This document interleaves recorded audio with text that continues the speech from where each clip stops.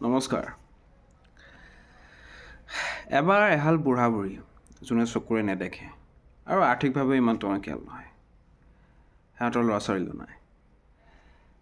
সিহঁতে ভগৱানৰ বৰদান বিচাৰি বহুত দিন তপ জপ কৰিলে আৰু বহুত দিন তপ জপ কৰাৰ পিছত ভগৱানে সিহঁতৰ ওচৰত হাজিৰ হ'ল আৰু ভগৱানে হাজিৰ হৈ ক'লে, কোৱা কি লাগিব, কিন্তু এটাহে বৰদান মোৰ পৰা পাবা।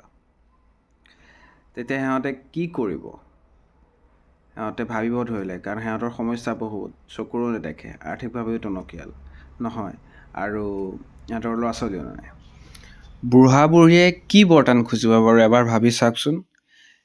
এনচাৰটো কোৱাৰ আগত এটা কথা কওঁ, আপোনালোকে এনেদৰে নাংগা পুংগা হৈ ডেন্স কৰা ছোৱালীবোৰক বহুত লাইক কমেণ্ট শ্বেয়াৰ কৰে, কিন্তু এবাৰ ভাবিছেনে আপোনালোকে আপোনালোকৰ দেউতাৰ কথা বা ককাৰ কথা, যোনে আপোনালোকৰ ভৱিষ্যতৰ কাৰণে বহুত কষ্ট কৰে, সেই দেউতা বা ককাজনৰ কাৰণে লাইক কমেণ্ট শ্বেয়াৰ কৰিবলৈ নাপাহৰিব আৰু পাৰিলে কমেণ্টত লাভ ইউ পাপা বুলি লিখি দিব।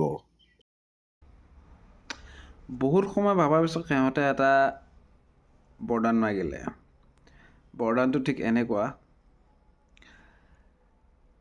যে, প্ৰভু আমাক এনেকুৱা এটা বৰদান দিয়ক যাতে আমি নিজ চকুৰে সুশৰীৰে আমাৰ নাতিক সোণৰ কাঁহীত ভাত খোৱা দেখা পাওঁ। বুজিলেনে? কিমান মাথা মাৰিলে বুঢ়া বুঢ়ীয়ে।